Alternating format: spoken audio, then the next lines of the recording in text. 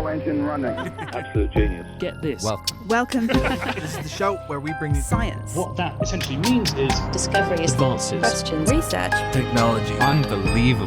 Without further ado, This is The Naked Scientists. Hello, welcome to The Naked Scientists podcast, the show that brings you the biggest breakthroughs and also talks to the major movers and shakers in the worlds of science, technology and medicine. I'm Chris Smith, and today, going under our microscope, is the subject of endometriosis. What is it and what can we do about it?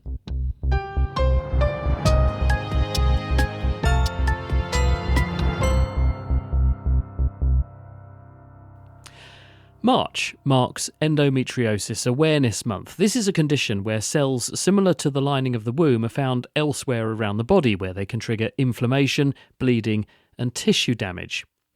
Whilst in most cases these cells end up being found in the lining of the pelvis and related organs, they can also crop up anywhere else in the body, including even the lungs.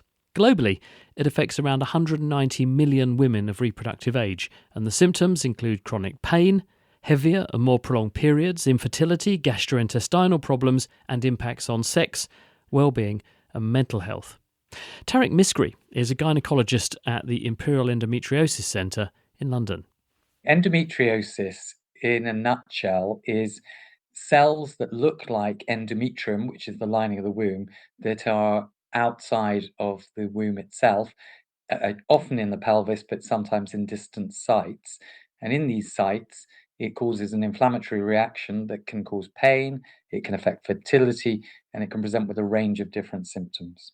If we look at the population of women around the planet, what fraction have this going on?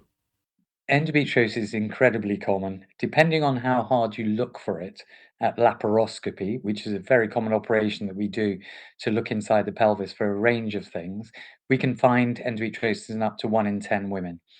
If you look in groups of women who are struggling to conceive or who have pain, then the frequency is much, much higher. It's estimated that about 1.5 million women in the UK have endometriosis. It's World Endometriosis Month. So does this mean that this is genuinely a world problem, or are there some populations that are much more prone to this, others are relatively spared? Are there any other giveaways, like if you have family members, are you more likely to get this yourself? What do we know about that sort of aspect of it? We definitely see that there's a genetic element to it.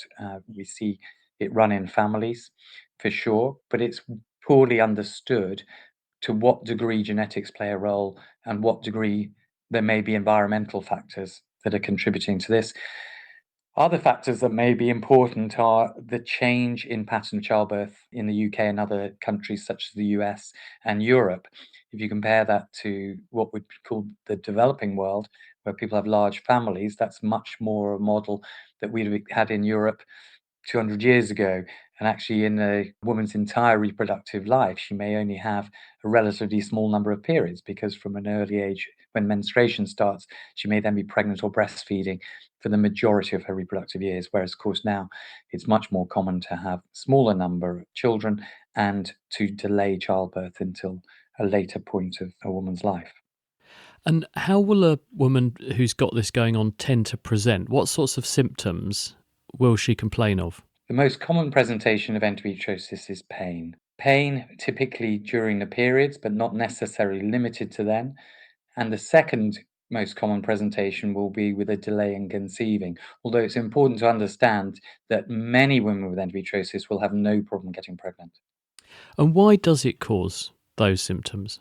Endometriosis causes problems with fertility, probably through two mechanisms. Adhesions, which is scarring in the pelvis as a result of the inflammatory reaction that sticks things down. So the fallopian tubes, which are essential for transporting the egg and the sperm and the embryo, get stuck down and can't function normally. And that causes a physical problem with conception. The second mechanism is probably through the environment in the pelvis, affecting egg quality, egg transport and embryo transport through inflammation. Tarek Misri with an introduction to endometriosis and how does it affect people. He's based at the Imperial Endometriosis Centre in London. Now, endometriosis isn't just a physical condition, though. It does take a big psychological toll, and it can affect education and willingness to go to school even, and therefore impact life outcomes. This can be especially problematic when a woman doesn't realise what's behind her symptoms, or when others aren't sympathetic towards the problem. Some say they feel unheard, others are told they're weak or that their discomfort is all in their heads. This was the case for our next guest, Monica Thomas, who was just 13 when the problem first started with period pains and extreme tiredness. Her pain worsened during menstruation, and she often ended up skipping school. It started off with period pains, and I was really tired and I didn't want to go to school, especially when I was on my period. I would bunk off from school, and we lived in the countryside, so I would just go and lay on a field. That's the only way I could really get comfortable, was to just lay flat. My friends at school, they all had periods, but they didn't really have kind of the difficulties that I did. They were able to manage like going to school and manage PE and things like that. I didn't really have the energy, and I was just in too much pain to do it. So I did go to the GPs, but they put me on the contraceptive implant and I was kind of sent on my way. So that's a hormone implant, which, although it's a contraceptive, also helps to manage some of the symptoms of endometriosis. Did that improve the symptoms when you went down that path to start with? Initially it did, yeah, but then it didn't. So then I had it removed. The implant actually made me bleed for a year consistently. As that year went on, my pains and my cramps were getting a lot worse. And then I then started to kind of suffer with bowel symptoms as well. And that kind of, it just progressed quite quickly. But you've got a slightly unusual form of endometriosis because it hasn't confined its activity just to your abdomen. It's gone to other places, in your case, I understand. It's gone to my chest, on the outside of my lungs, so in my chest cavity, so my diaphragm, pleura. It makes me have a lot of chest pain, a lot of wheezing, breathlessness, struggle with flights of stairs, even down to laughing, crying, hiccuping, sneezing. It causes me such bad pain, even when I'm not on my period. So this is every day of my life. I have really bad, severe chest pains. I have points of the month where it's a lot worse than others, but I live with this every day, and even just a flight of stairs is really, really challenging for me. And there are days where I cannot get out of bed because I'm in too much pain. It runs its risks. So we have risks of like bleeding into the chest cavity and risk of lung collapses. But at the moment, none of that has been found on any of my scans, but the lesions are there. So this has had a huge impact on your life, hasn't it? Yeah, massively. It's changed my whole entire existence. And the impact that has to not only your like physical health, but also your mental well-being and your kind of self-belief and how you feel about yourself. It changes everything. Monica Thomas there. Well, now we're going to examine what actually causes endometriosis. Leah Wenger is a co-founder of Cyclana Bio. They're a research company that are developing better ways to study and diagnose the disease, approaches which they hope long-term are going to lead to new drugs to treat it. The diagnosis of endometriosis will mean that that person effectively have bits of the uterus, the lining of it, the endometrium, outside of their uterus. So that can be anywhere from around the ovaries to within the intestines, and have very varying ranges of infiltration severity. There is a huge range of how and when people manifest, from very early on to very late. And I think that's probably indicative that there are likely to be many different causes that instigate the disease, but that there's probably a shared mechanism of how it propagates and how it persists and how these lesions just don't go away. One proposal is that when a girl or woman has her period, that you get this process of retrograde menstruation, that instead of things just coming outside the body, some blood goes up inside, taking endometrial lining with it, and it then gets all over the place. And that might be one way in which it accesses other areas. Correct. And that's probably one of the most well accepted theories of the disease. And it's quite unique to primates in a way, because actually the way our anatomy is structured, where our fallopian tubes within the uterus connect with our ovaries, there's a gap. And that's where we think that these cells and the menstrual fluid can effectively fall into that gap and migrate. That can explain many, many cases in terms of where these lesions are, what happens. But actually, really interestingly, some studies have shown that if you look at a woman during surgery, for instance, if a woman has a period during surgery, many women will actually show signs of this retrograde menstruation, but don't have endometriosis. In fact, up to 90% of women can be thought to have this retrograde menstruation, but only 10% are thought to have endometriosis. So although it's a very well accepted theory, there's still a lot that isn't explained, both scenarios in which that might not happen and actually why in some people that happens and they don't have endometriosis. The question then becomes, well, if this happens to everybody, why do the few then get the problem that they get? Do we know? Do we have theories for that? There's certain theories, but I would say that there isn't one that's very, very well accepted. The really interesting thing is you're talking about 10% of the population, right? Or 10% of women as an estimate, which means that there's not going to be one very specific genetic factor that explains why some people are more predisposed. In fact, the genetics aren't that strongly at the moment showing one mechanism. We believe that it's probably a lot of combinations of mistimed things that can happen, whether you have a big inflammatory event, a big infection, or certain events that might predispose you. The problem then happens is when you start getting endometriosis, it's a self-fulfilling feed-forward system. So effectively, you have these lesions and you have more inflammation and it gets worse and worse. So there might be very different causes to getting them, but then once you have them, they establish very quickly through these feed-forward mechanisms. And the point you're making about it perhaps being multi-mechanistic, Monica, whom we just heard from, has actually got a problem in her lungs. She's got the deposits also around her lungs, she was saying. So she actually has periods into her chest cavity, which gives her excruciating chest pain as well.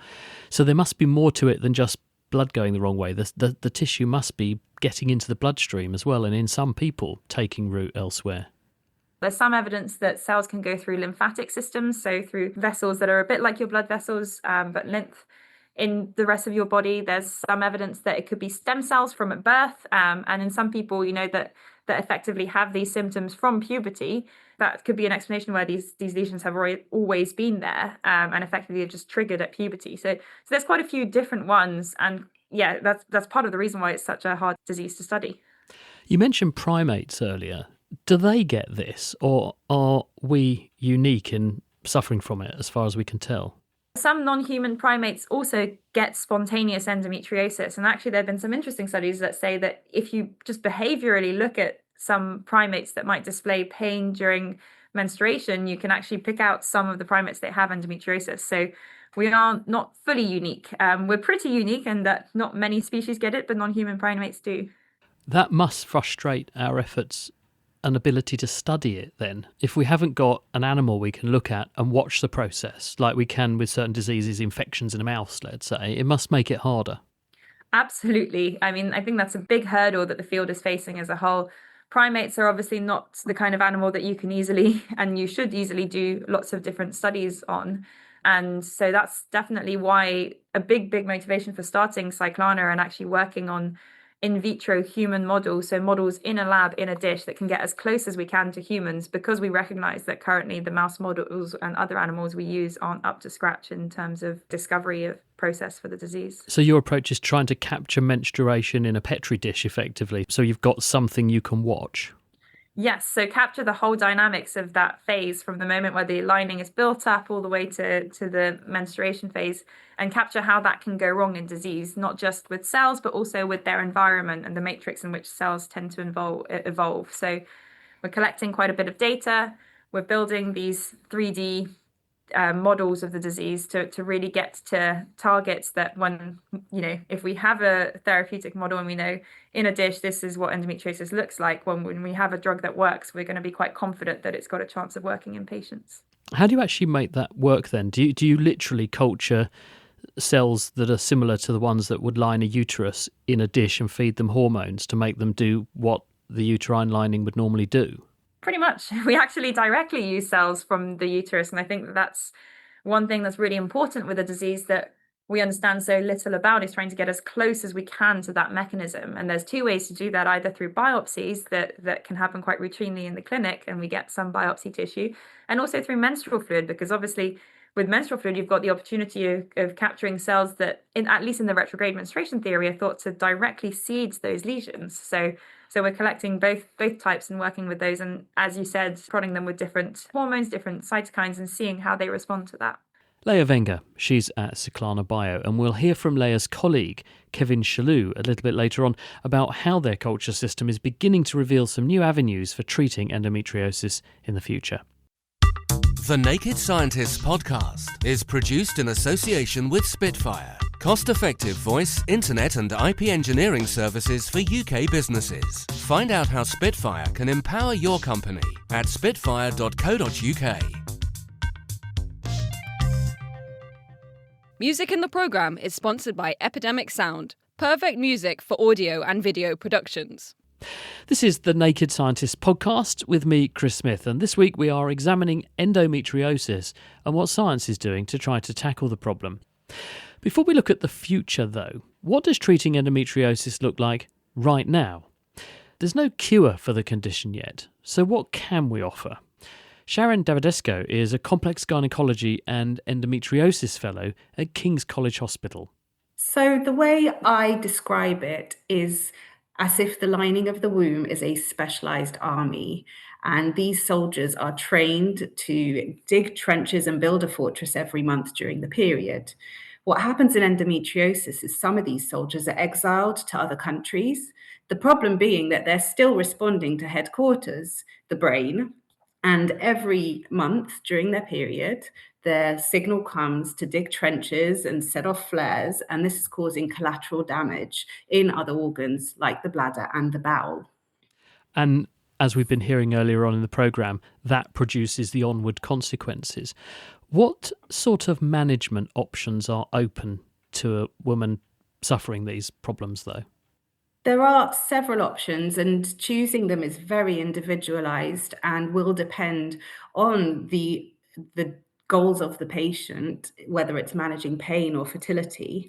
But they usually fall into one of four categories. The first category being the hormonal medications. So, if you will, the signal that is coming to these exiled soldiers is estrogen, a hormone, and the strength of this hormone leads to the volume of the symptoms. So, the hormone medications turn up and down the volume of these symptoms.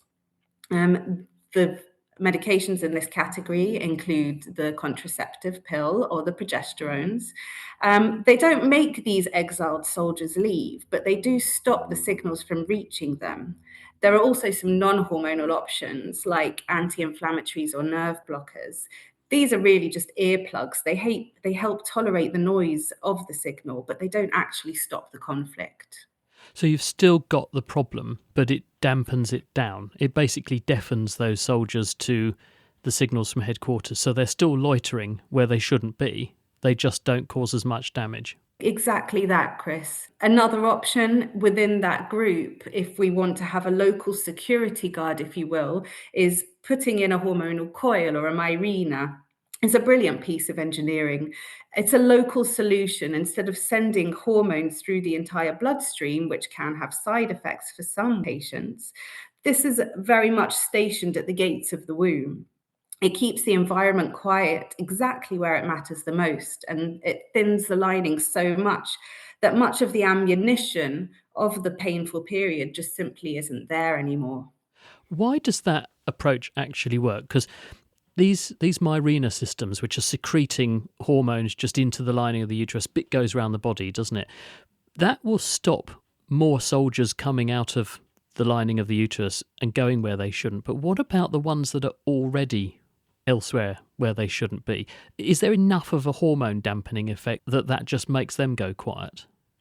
That is the theory behind the treatment in this case, is in addition to preventing there being, as we say, any more soldiers invading additional countries, we're also utilizing the volume effect of turning down the estrogen mass, which is leading to these symptoms happening. So it's double of the effect. And that's why it is so useful in cases of endometriosis. Most of the options you've discussed so far are ways of controlling the symptoms and stopping the inflammation that's causing a lot of the problem. If a woman wants to get pregnant, is that when you're almost certain to need surgery if things are severe enough? Some women may require surgery in order to attain their fertility goals. However, in some cases, it would be recommended to pursue fertility independently, and I would highly recommend to get fertility specific input before making any decision to have surgery for endometriosis. But we do know that endometriosis can reduce fertility by almost creating an assault course with roadblocks from sticky tissue inside the body, and also because of the inflammation from the presence of the endometriosis causing a hostile environment and activating the immune system on overdrive. And for these patients, surgery can be very useful, and it is the only way to actually physically remove the disease. So if medications are about turning down the volume or giving earplugs, then surgery is about evicting the unwanted house guests. It isn't always the first step, but it is the most definitive one. Whether we use the traditional laparoscopy, the straight stick keyhole surgery, or the newer and more advanced robotic technology, the goal is always going to be the same, which is to cut out the disease by the roots rather than just burning the surface. What do you actually do to effect the evictions then? You're almost like sending the bailiffs in, aren't you? You're the bailiff. You're going in saying we're going to get rid of this tissue that shouldn't be there. How do you actually do it? We're talking about some very, very small areas which are very, very close to important other things in the pelvis. So we use our instruments, very small instruments, almost not bigger than a grain of rice, to delicately peel off areas of the disease from the tissues and the houses, if you will, that they're not meant to be squatting in. And by this way, we're really pulling it out from the roots so that it won't grow back afterwards. And what do your success rates look like? So if a woman has a bad problem with endometriosis and it can be linked to inability to fall pregnant, so that's her goal, she wants to get pregnant. If you go in and do these sorts of surgeries, how often does that result in the outcome that woman wants? I'm not sure that the data for pregnancies exists. However, for pain relief, we do know that there is a 50 to 60% improvement in symptoms quoted from national audits on surgical outcomes for endometriosis. And this can vary widely for symptom by symptom and patient by patient. But overall, the surgeries are contributing to better outcomes, especially if we then combine that with additional hormonal medications afterwards to treat any microseeds of disease that might have been missed during the surgery. And what about recurrence? Once this has been done, how high is the woman's likelihood of having a repeat problem? Does it come back? The numbers that I most recently have seen quoted in the literature talk about a 10% risk of recurrence within a year of symptoms after an endometriosis surgery. In the same place? Or does it then say, well, I've been evicted from that residence, I'll move elsewhere? It's a mix, Chris. Sometimes we find it exactly where it was, and sometimes we do find new areas of disease. It is certainly a tough nut to crack, isn't it? Sharon Davidesco there, she's at King's College Hospital. Well, let's take a look to the future now. Kevin Chaloux is at Cyclana Bio. To recap what we were hearing about earlier, they're using a tissue engineering technique to effectively grow endometriosis in a culture dish so they can learn more about the condition itself and use that knowledge to inform the development of next-generation treatments. It's really, really important to think about endometriosis, like just about any other chronic inflammatory disease, as something that happens at a tissue level. That means not just the cells that are in that tissue, but also this kind of dark matter of the tissue, the extracellular matrix. And, I'll talk about ECM a little bit. It's really the way to think about this is that it's just the kind of scaffolding is the structure that holds your tissue together. Pull on your skin or pull on your bones. It's matrix that's pulling back. That extracellular matrix is really, really important structurally. It's a scaffolding, but it also turns out to be a sort of template for the cells that signals to the cells about what to do in the tissue. And what we're learning is that when you start to look at this disease and other diseases like it at a more tissue level, thinking about the matrix and the environment of these cells, you suddenly start realizing that the way that cells behave within that are very, very different than when you look at them in isolation, which is typically what most drug companies and pharma have been doing, and even researchers in general. So we're just trying to take a little bit more of a three-dimensional zoomed out view of what's going on within that tissue and understanding how cells behave within a diseased tissue in that sense, in a healthy tissue. And then from those behaviors, understand better how we can actually make diseased tissue behave more like a healthy tissue. In essence, then, we've got cells sitting in this matrix, this scaffolding that holds them all in the right place, and that is sending signals to cells, guiding their behaviour. Yeah. So when we're looking at uterine lining cells and saying they're abnormal, they might not be abnormal at all. It might be that there's some aberrant signals coming off of the matrix that's making them misbehave. Is that what you're getting at? That's absolutely what I'm getting at. Yes, it could be that there's something a bit wrong with the cells, but we absolutely think there's something wrong with the matrix, such that if you were to fix the cells and do nothing about the matrix, then the cells would go back to being diseased again. And we've seen this in several instances. You can fix the cells, you can target the cells, but if you do nothing about that environment, that diseased environment, that environment contains the memory of that disease, and it's going to put the cells back into that bad place that they were in before. And that's exactly the kind of philosophy that we're taking in this company, is that we want to fix that. We want to turn the whole environment into something healthy so that health is propagated as opposed to disease. How do you know, though, that the matrix is the initiator? How do you know that it's that starts the ball rolling, and it's not that there's an endometriosis problem and that makes the matrix become reactively unhealthy, and then it becomes that self-fulfilling prophecy, just smouldering? We don't know that the matrix is what causes it. It could be that there's an initial inflammatory event that causes it. It could be any number of causes. We're actually much more interested in what's propagating the disease. The point is that, if you just have a huge inflammatory stimulus, a huge inflammatory insult in a tissue, you can actually put the matrix into a place where it's essentially an inflammatory matrix. And this is, like I said earlier, that matrix can hold the memory of that inflammation. And so even if it's not the initiator, we believe that the fact that you have this sort of inflammatory matrix that kind of just keeps feeding forward, that keeps propagating, it keeps driving the disease. So even if it wasn't the cause, we must intervene in that matrix that's holding the memory of that disease. Can you make an inflammatory lesion in that way? If you know what the matrix looks like when it makes it happen, can you therefore confer that behaviour on what was previously healthy matrix and thus prove this seems to be propagating the disease? That's exactly what we're doing. We are learning exactly what an inflammatory matrix looks like. And when we make that sort of inflammatory matrix and we put even healthy cells on it and give them the sorts of inflammatory stimuli they might experience on a normal basis in the endometrium, they actually get more inflamed than they would if they're on a healthy matrix. That inflammatory matrix makes them respond much more extremely to stimuli than they would in a healthy matrix. That's the essential point here. And what has changed about the matrix to make it do that? Is it that there are different proteins there? Are there different cells that join the matrix? Do you know what puts it into that inflammatory or pro-inflammatory state? We're in the process of learning a lot about what puts it into that inflammatory state.